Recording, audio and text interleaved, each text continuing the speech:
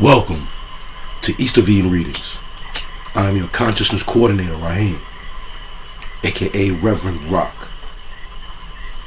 And tonight we're going to go over the Major Arcana, the major secrets of the tarot, which is the first 22 cards of the tarot that represents our collective unconscious. These specific cards are the archetypes of the collective unconscious. Archetypes are what Dr. Carl Gustav Jung, a Swiss psychoanalyst, describes as the content of the collective unconscious. Now, the collective unconscious is how we are all connected. I explained to that in one of my previous videos. About the icebergs. We use 10% of our brains and 90% is under the water. But what is an iceberg? Nothing but 32 degrees of frozen H2O, which is submerged in the water, and the water is H2O, so forth and so on.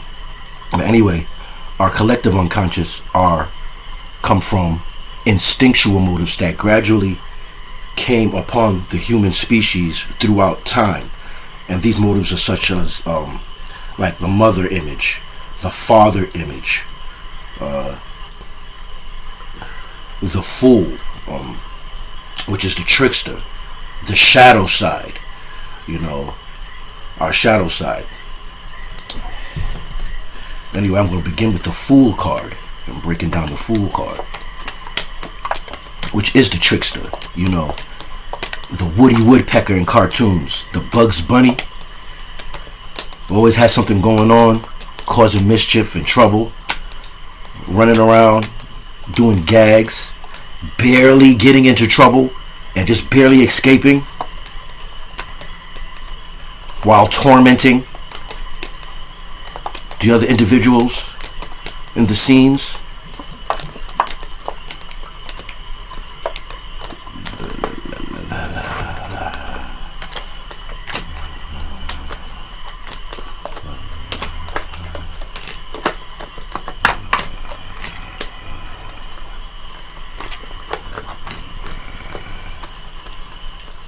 Alright.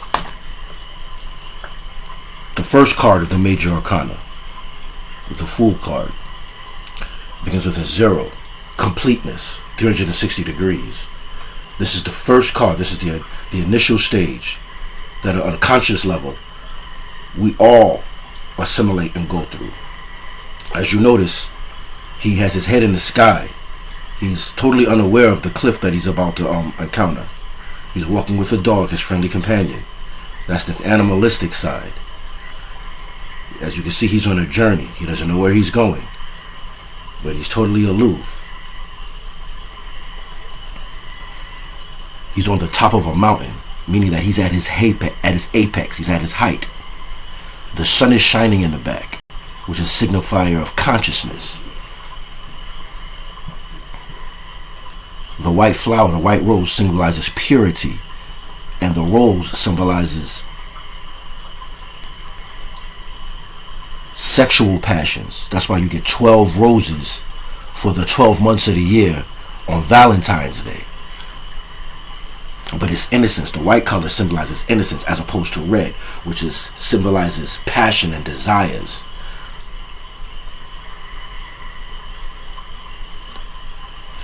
Alright, the next card is the Magician card. One of my favorite cards in the whole tarot deck. The Magician. Notice that he has all of the suit's tools on his table, meaning that he has everything that he needs.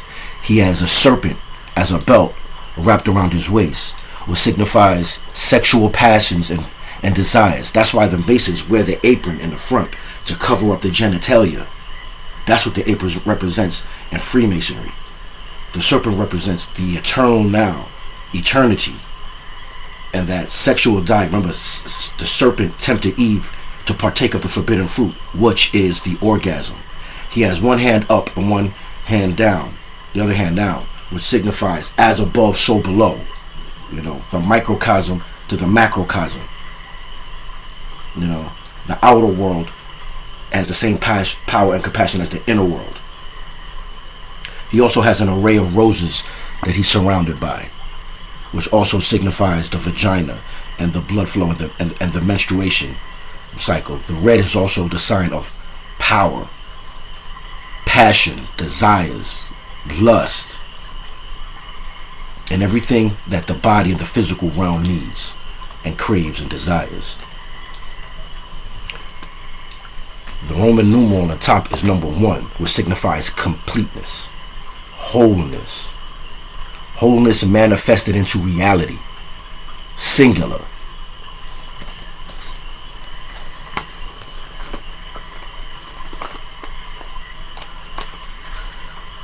The second card is the High Priestess. The High Priestess card. It's a feminine card. And contrary to popular belief, it's ruled by Mercury, and Moon is his planet. It's not ruled by Mercury. It's ruled by Virgo, the Virgin. So if you notice, it has a maiden sitting on a throne in front of a veil of pomegranates that signifies the seed, the fruit of the bloodline of the shining ones. And she sits between 2 pillars with the moon at her feet. By the way, these are in the Bible and Revelation, these stories. The young lady dressed in scarlet with the moon at her feet.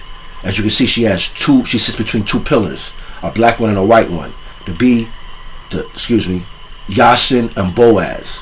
And I specifically say Yasin because they will say Jashin and Boaz because it has a J. But you have to understand in the Hebrew dialect, the J is silent. So it's pronounced Yashin and Boaz, which literally means in Hebrew, he is established in his strength. Alright? If you notice, if you look further, you can see that she sits in front of a veil and she has a horn. She has a crown of a horn with the moon on the top. Like I said, this card is ruled by the moon and Virgo. She holds the sacred scripture, the sacred secret, the arcane, the esoteric knowledge in her lap. She has the secrets. This is the sacred feminine. This represents the unconscious mind of a man. This would be the anima, as opposed to the animus. But this is the spiritual side, his unconscious side. The next card is the Empress. This is the projection of the mother figure that's coming from the Virgo. But this card is ruled by the planet Venus, Estar, Eastern Star, Ishtaroth, Esther in the Bible. She is pregnant. She represents the home, the mother, and anything domesticated or domestic. As you can clearly see at the bottom, she has sheaves of wheat, which also indicates Virgo. Because remember, Virgo is the house of bread, Beth Elohim, Bethlehem, which means in Hebrew, house of bread. And remember, the Virgo carries the sheaves of wheat in her hands, which makes the bread. The bread is symbolic to what? The body. And the wine symbolic to the blood. The grapevine symbolizes blood. So whenever you see a grapevine, it symbolizes to a royal bloodline. And when you see bread or sheaves of wheat, it's pertaining to the physical realm, the physical body. The Bethlehem, a house of bread, which is Virgo. As you can see, she has 12 stars representing the 12 months, the 12 planets, the 12 dimensions. Well, really it's 13. She makes 13 with the 12 stars on the top. You must understand, you have to unlearn everything that you've learned. They tell us that it's 12 months, when in actuality, it's 13 months. The word month comes from the word moon. You take one O out, and you have M-O-N instead of M-O-O-N. Month, which consists of the lunar cycles, which is 28 days. 13 times 28 is 360 degrees. Completeness, wholeness. But see what they do is they add these months, take away days, subtract days to get us all confused. Just think about this. Sept as in September, is the 9 month. That's what they taught us, is the 9 month. But sept means 7. Just like oct and October means 8. But here it is, they telling us that October is the 10th month. Nov, as in November, is the 9th month. But they tell us it's the 11th month. Deca, as in a decagram, with 10 sides. But they tell us December is the 12th month. But deca means 10. You know, an octopus, oct means 8. But that's another story in itself. Alright? The next card is the Emperor card. It represents fathers, bosses, businesses, and anything to do with masculine energy. He's governed by the sign Aries,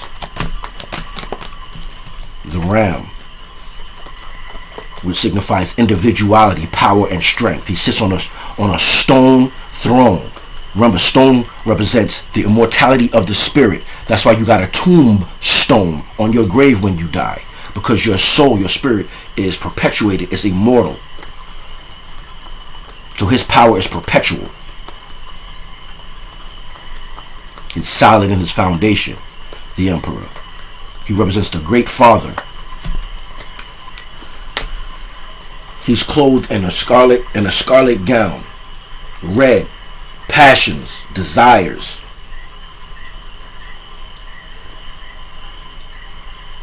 His feet has armor on it. So from the foundation, he is solid in his convictions, in his beliefs, and what he stands for. The bear signifies wisdom. The crown signifies mastery. The next card, I'm not going to go too deep into these cards with y'all. That's giving away my secrets. Next thing you know, y'all have my job.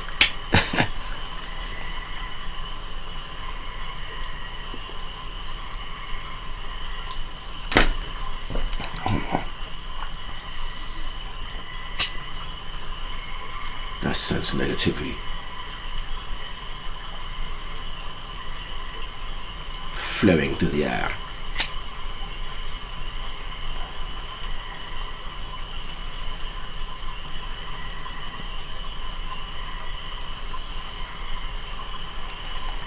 Alright, the next card. Oh.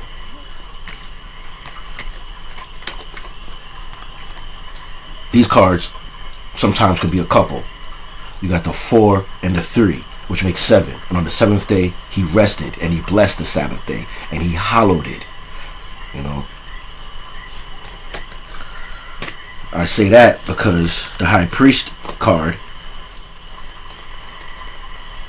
is a 5, and when you add it to the 7 card, the High Priestess, it makes 7. I mean, it's 2 and it makes 7, which is a good indicator of a soulmate or a twin flame when those cards come out in the spread together.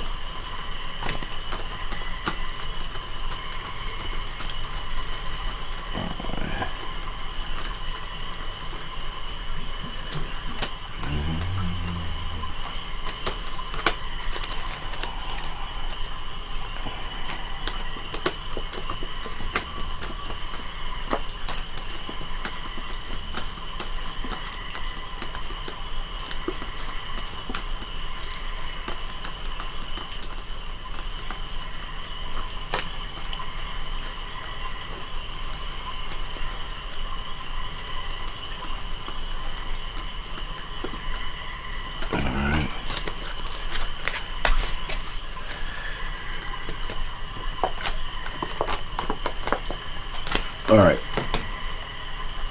The Hierophant. He's also clad in red. Another passion, desire. This represents religion. No matter what religion it is. There's thousands of religions on this planet. But it represents your establishment, your status quo, your temple, your synagogue, your church, your mosque, anywhere you worship. And it has the Roman numeral number 5 And notice the two guys kneeling before him in submittance and obeisance. Masculine energy. He will be represented by your preacher, your imam, your rabbi.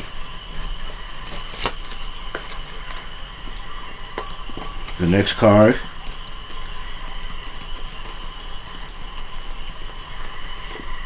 One of my favorite cards.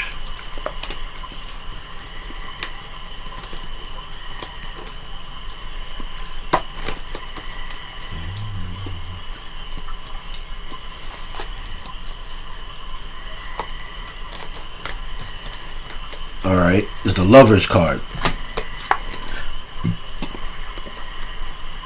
The Lover's card. Number 6.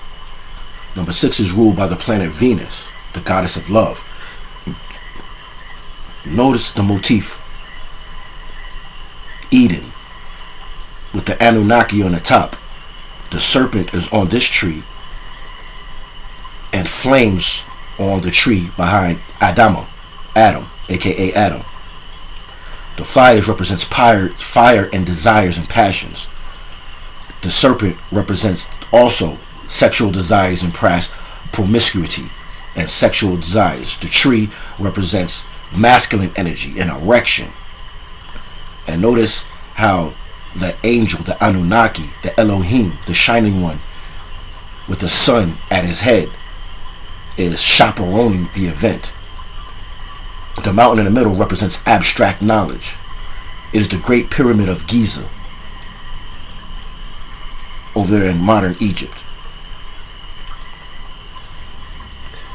When you're faced with this inside of a reading or in a spread, you have a choice. It also represents, like I said, it could be twin flames. If you get this with the high priestess and the high priest, it's more than likely, more often than not, that you are encountered with your twin flame. Especially with the devil card in the spread. These are good omens for love and longevity in relationships and marriage. Notice that he is looking at her and she is looking at the angel, the Anunnaki, the Elohim, which is the divine triangle.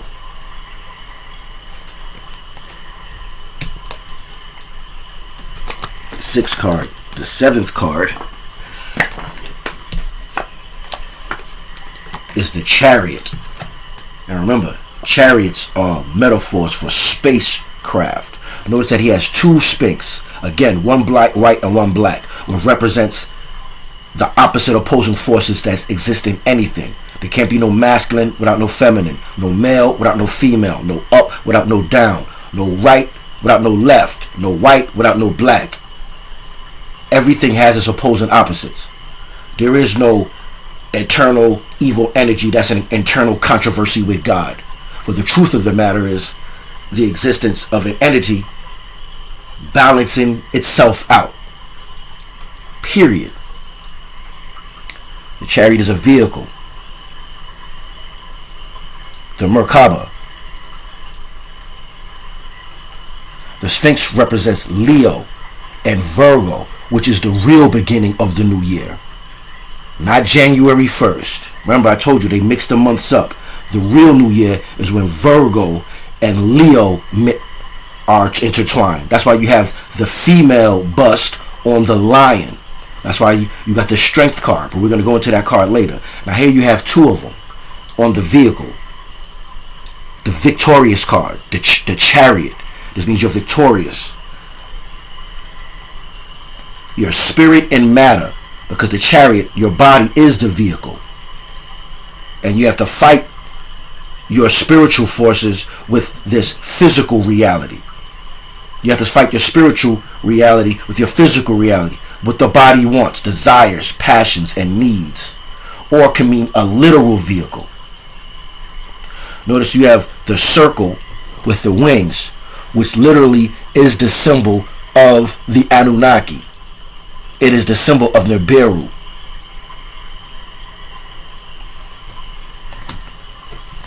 Seven. That's the Roman numeral 7. Remember, on the 7th day, the Lord rested and blessed it.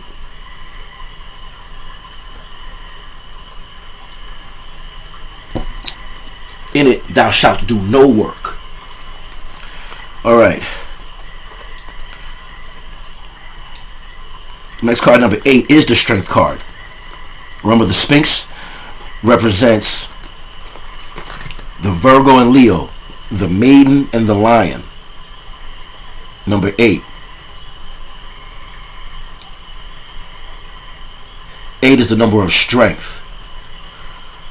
It's the 4 plus 4. The 4 symbolizes matter and the physical realm.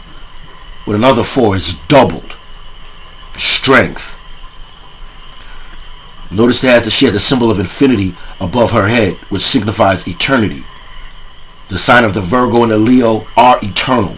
That is the real first year, the first day of the year, the beginning. Sun in Leo, Moon in Virgo. That's another thing I want to discuss. You know, they have us under the impression in these traditional books that Cancer is ruled by the Moon, which is on the opposite side of Virgo. On the opposite side of Virgo, Leo's in between, which is ruled by the Sun, ruled by the heart, for obvious reasons. And then after the Leo, you have Virgo, but Virgo is ruled by Mercury. What do you think? We're fools? It's obvious that Virgo is moved by the Moon, not Cancer. Give Mercury to Cancer for obvious reasons. Virgo is the virgin. She's been untouched, unscathed by sexual desires and passion. She holds the sheaves of wheat. She's the woman. If the sun is the man, what is the woman?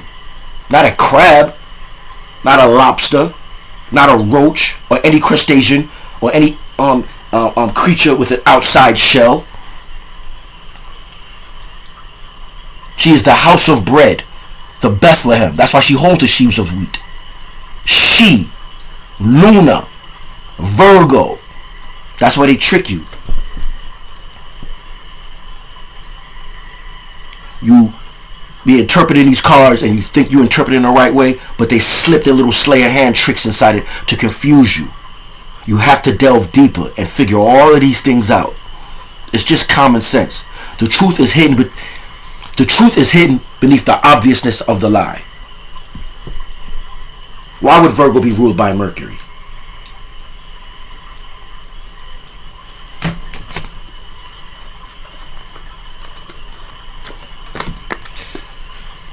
She has the moon at her feet. The high priestess has the moon at her feet. Look closely. It's a moon. Virgo's ruled by the moon. Don't let the illuminated ones cheat you and trick you. Don't let the 1% trick you into getting your blessing. Because that's what it's all about. Blocking your blessings while they continue to progress and build and maintain in this dimension. Now you struggle and play catch up.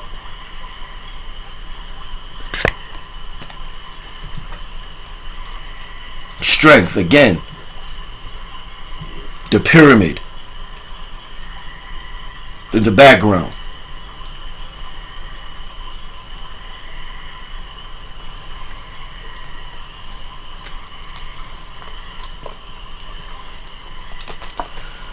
The Hermit card, number 9. 9 is ruled by Mars. Aries, the god of war. 9 is the most magical number. Okay, anything you add or subtract into it, it ends up 9. Notice you got a hermit standing on an apex, on the top of a mountain, at his highest peak, looking down in introspection. He's alone. This is self-enforced annihilation. This is a time to go inside, deep inside, and delve inside yourself to find your true self. He's holding a 6-pointed star, which represents masculine and feminine energies. The Magen David. Masculine, feminine energies. He's holding a star for support. It supports him. It is his tool. This is a time for reflection and delving deep inside one's own psyche to come up with illuminating endeavors.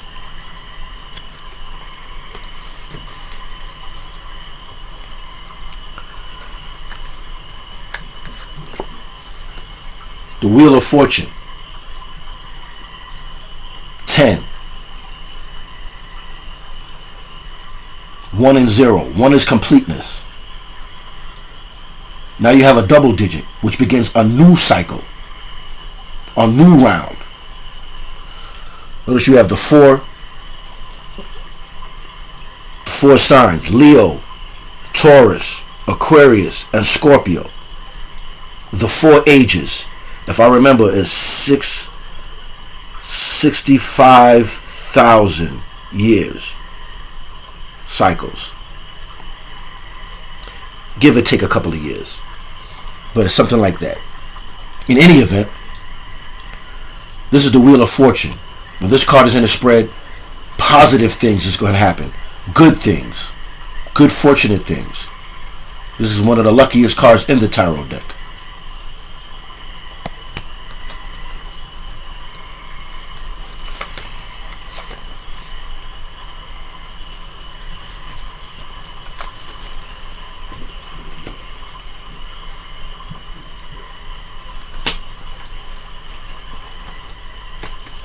The 11th card, obvious.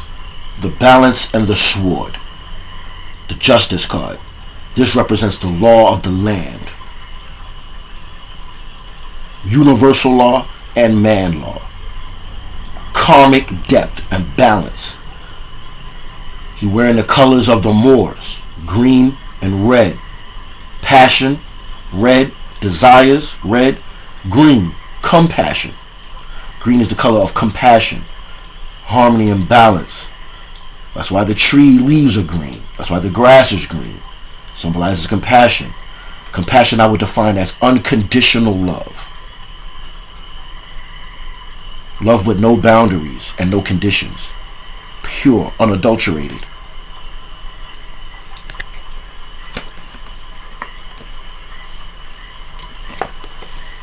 Oh yes, and the sacrifice. The martyr. Now you have to die to save your friends and your family.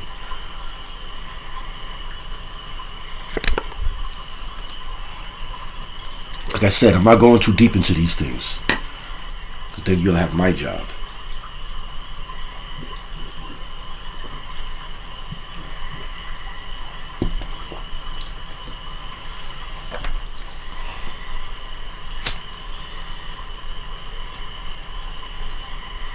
But notice in the Hangman card, as he's hanging upside down, he has a smile on his face, which is a sign of contentment.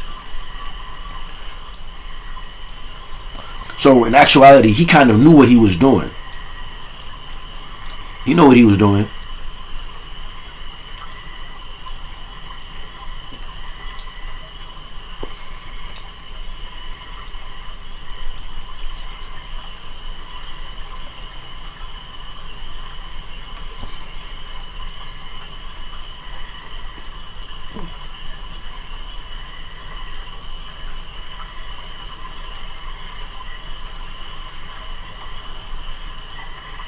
Taking a little break.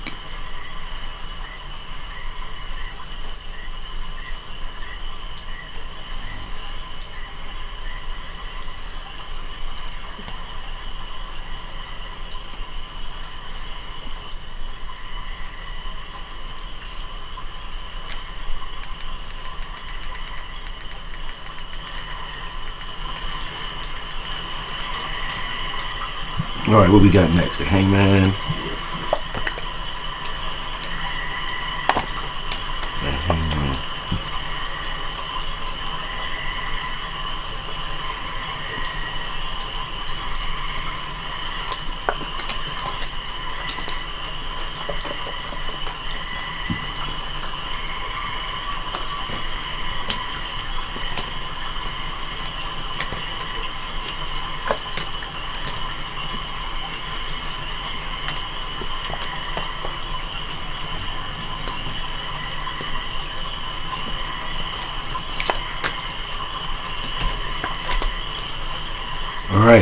The next card.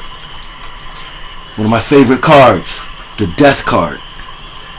Transformation and change. Don't be misled by the term death. We was tricked into thinking that was a negative thing. A negative connotation. But death simply means transformation. You must understand, your spirit is immortal. Your spirit is energy, and energy cannot be destroyed. It's only transferred from one place to another. So when it's finished with this physical vehicle, this body, this chariot that is riding around this in this dimension, and this goes into the ground of the caves, the entity that is you, that consciousness is eternal. And it goes on your mother's side of the family, on your mother's side of the family, in their fallopian tubes, and somebody else was born within 9 months to a year. In any event, again, the white rose, purity, with a black backdrop, completeness, wholeness. The rose is the vagina. That's what the symbol of the rose is. I'm just going to put out there and let y'all know what it is. A lot of these things and symbols and signs that we be seeing throughout the ancient times represent sexual genitalia and the sexual act. Bottom line.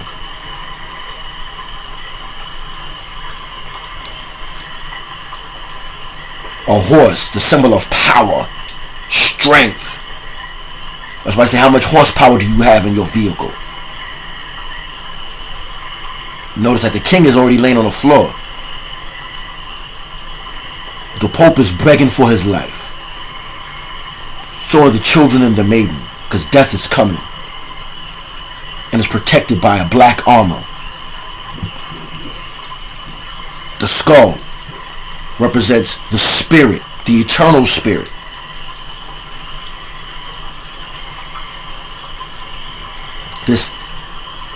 This is the forerunner of change.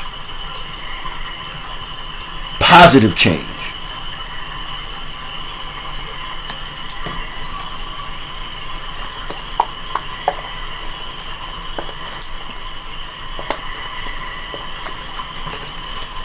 (14)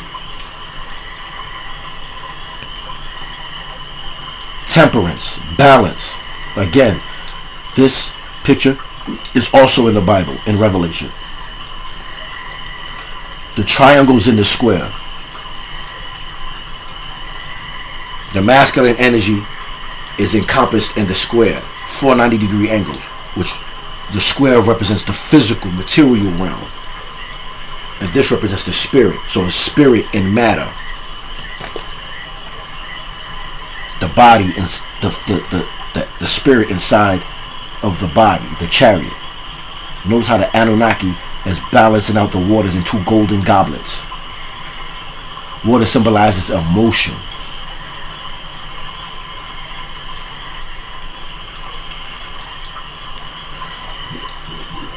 Again, the Great Pyramid of Giza in the back.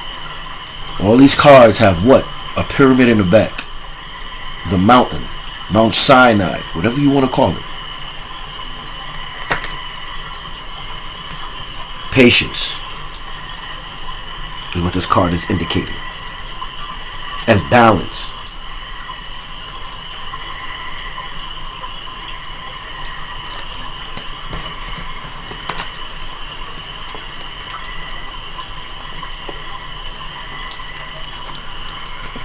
I'm gonna wait on this. Let me take a little break real quick.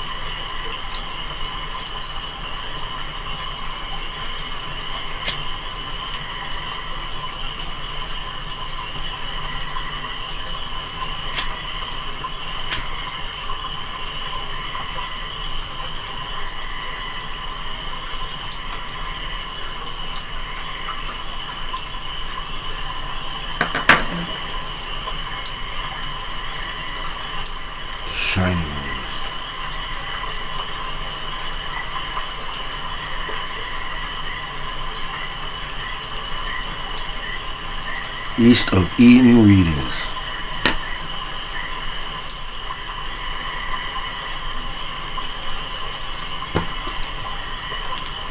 Can't wait till it's time for me to go live.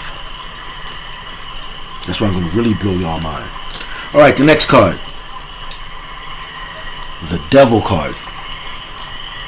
Notice the Baphomet of Mendes staying at the top of black stone. One hand up, one hand down, as above, so below. An inverted pentagram.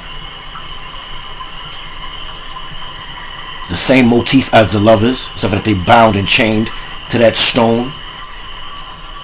He's holding a stick with fire at the end, which is passions and desires.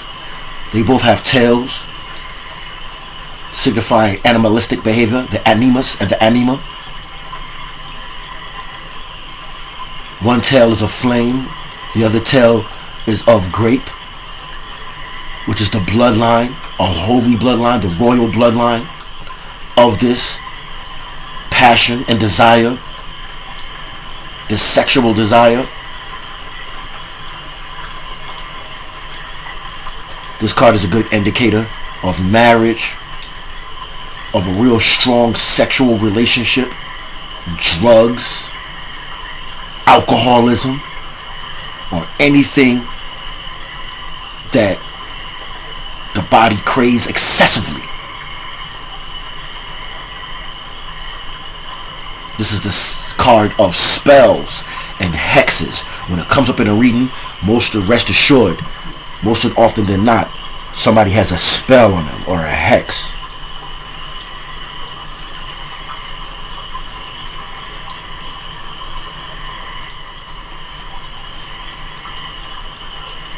Strong, powerful sexual desires and passions. Addiction. Mental illness.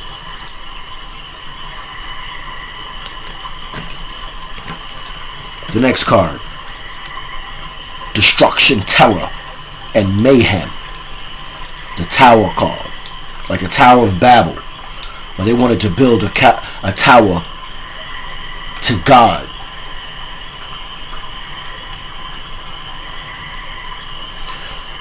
This is a tower built of stone on the apex of a mountain. On the zenith of a mountain. The summit of a mountain. And everybody thought that they was under the impression they were so comfortable that the stone was impenetrable. But a natural disaster came out of nowhere and shocked them and destroyed it. This is the card of disasters. Perhaps a tree fell in your house. Perhaps your house got flooded with water. The water heater broke. Something with property, physical property, that cost a lot of money happened and disrupted your life.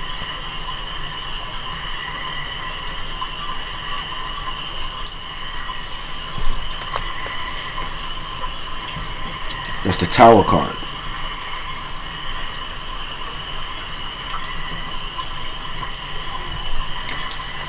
The Star card. 8 stars and 1 sun with 8 rays. That's the sigil of Anu, which means sky in Sumerian, which was the sky god, the father of the gods, the father of Enki and Enlil, with his 8 consorts and counterparts. You have a nude woman symbolizing purity and openness and innocence. 1 foot on land and 1 foot on water. 1 foot in physical reality and 1 foot in metaphysical reality. 1 foot on the emotions and 1 foot on instinct. Balancing, melding, harmony. This card literally means the star.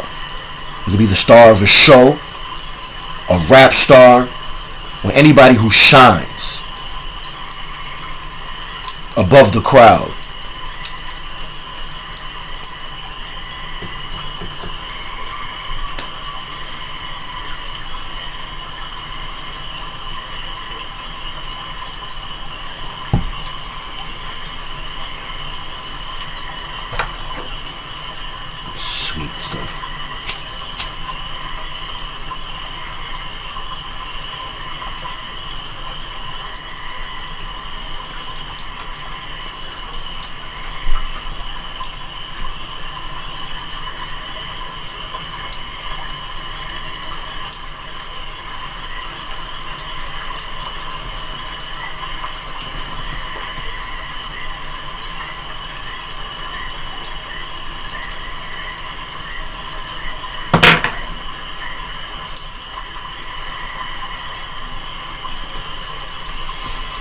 Spirits are all around us, whether you deem it to be so or not.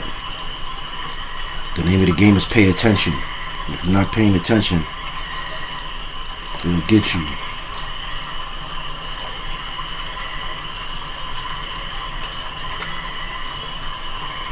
Pay attention, people. It's real out here. Spiritual warfare is real. And if you're not strong, it'll take over in a form of mental health or something. You have to pay attention. It's not a game. You're not playing with us. You can't be in it for monetary gain and think that you're going to thrive. It doesn't work like that. Either you love the human or you don't. Because y'all are what the war is over. They're fighting over you.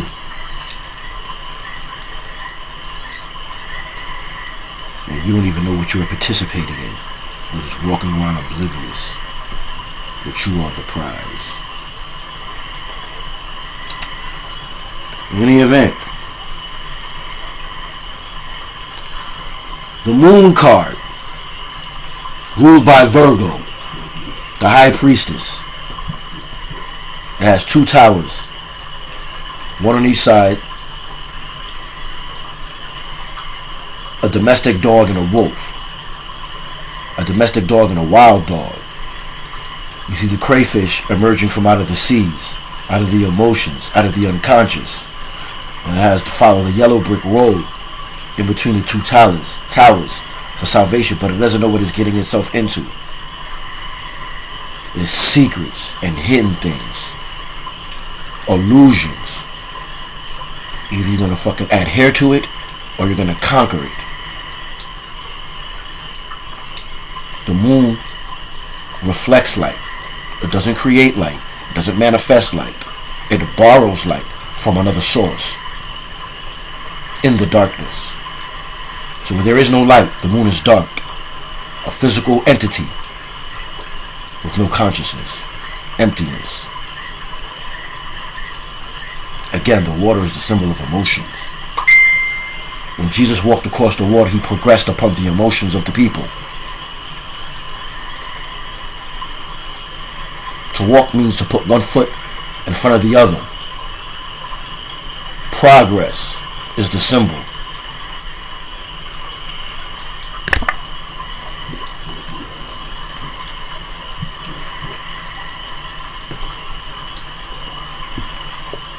The Sun card. In a yes or no spread, this is the answer of the yes. The moon, for obvious reasons, is a no card, but the sun is a yes.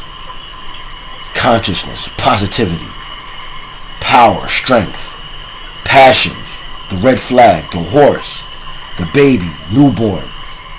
A lot of times symbolizing the birth of a baby, a male child. Consciousness and positivity.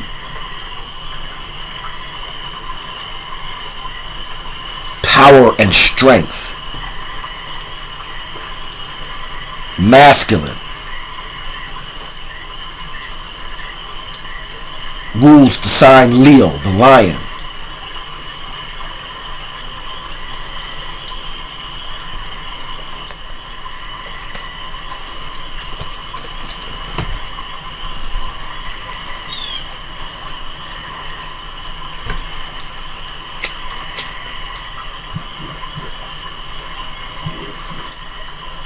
The sun is consciousness.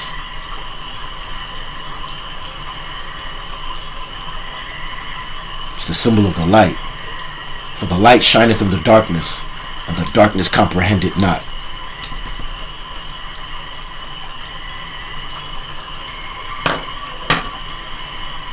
For the light of the body is the eye. If therefore thine eye be single, Thy whole body shalt be filled with light.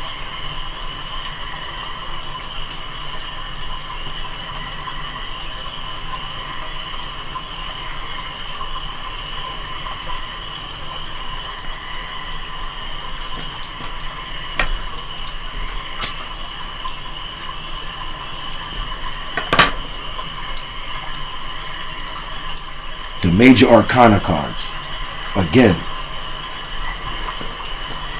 is the content of the collective unconscious.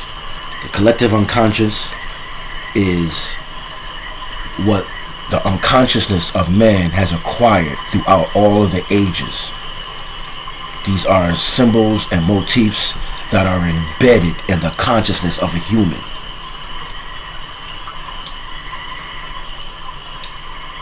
Certain eternal spiritual structures that are inherent. The mother symbol, the father symbol. These have been a part of the human's life ever since the human existed. And they are forged in a metaphysical dynamic and perpetuity of our consciousness that we're all connected to.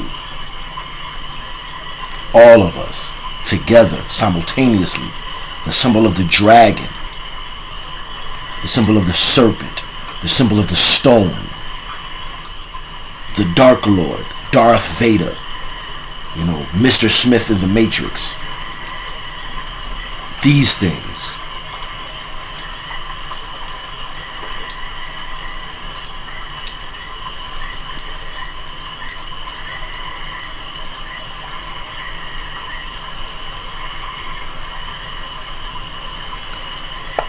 The next card, the Judgment card. Again, you have the two couple from the Lovers card, and the same couple that was in the Devil's card. Now they are here, coming out of open tombs. That Anunnaki, an angel, a shining one, and Elohim is blowing a trumpet and awakening with the red cross, the symbol of Anglo-land, the Knights of the Rosy Cross, the Knights of Malta, the symbol of He-Man on his chest.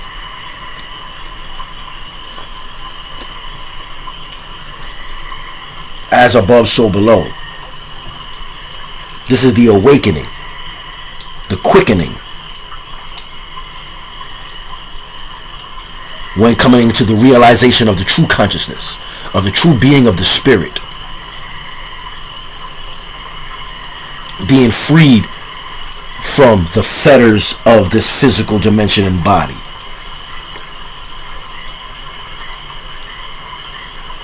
Reincarnation. My only fear of death is coming back reincarnated. And that so should be yours.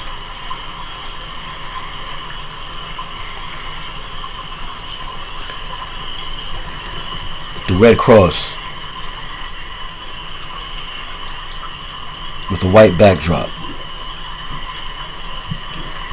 That's the symbol of the British.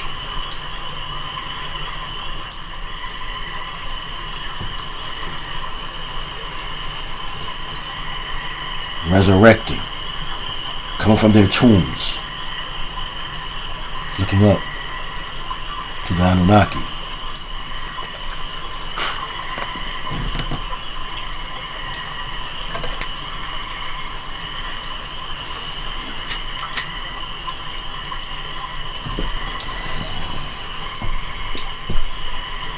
Last but not least, the World card. Completeness. Back to the essence. Your work is done.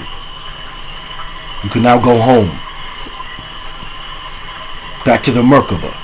Back to your original dimension. You see the four ages: Leo, Taurus, Scorpio, and Aquarius. In this instance, the eagle represents Scorpio. as in the Wheel of Fortune. This is double the power of the Wheel of Fortune, for this is completeness of your purpose. You see the androgynous being in the middle? How the purple sheet covers the genitalia, and you can't even say her or him, because it's an it. This is a hermaphrodite. This is androgynous. Hermes and Aphrodite united. Completeness.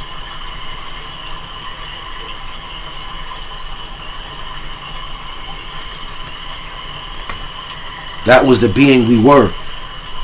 We was before Eve got separated from Adam. We were androgynous. And that is embedded in our unconsciousness, whether we like it or not. It's there. That's why we fight and struggle with those things. Because we can't differentiate our content of the collective unconscious with the projections of our reality.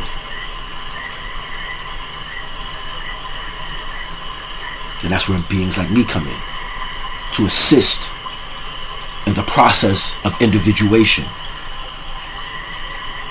in order to build your character into being that being, to where we are all vibrating on the same frequency. Because we can't leave unless we're all doing that. And that's why they have all of these factions to where they're dividing us. Black versus white, male versus female, heterosexual versus homosexual, rich versus poor. Divide and conquer. That's their tool in manipulating our minds.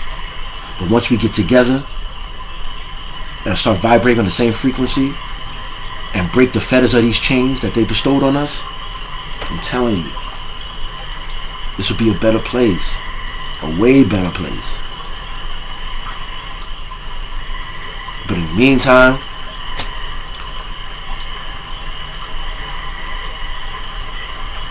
just keep on learning. Keep on building. One hand washes the other. Preach one, reach one, teach one. I haven't given up on y'all. I'll never give up on y'all. That is why I'm here. Everything that I've learned all of these years, all of this time, is to divulge the information for y'all. I can't keep this to myself. What kind of conversation am I going to have? I can talk to myself?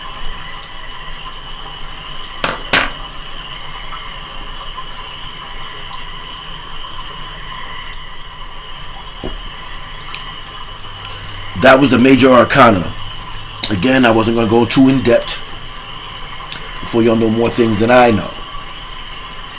But those were the basics of the 22 of the Major Arcana, the content of the collective unconscious. In my next video, I'm going to go over the personality cards, the kings, queens, pages, and the knights, and in their suits, and the correlation between these cards and the actual traditional playing cards. Fire, water, air, and earth. The 4 cardinal points, the 4 deacons of the equinox.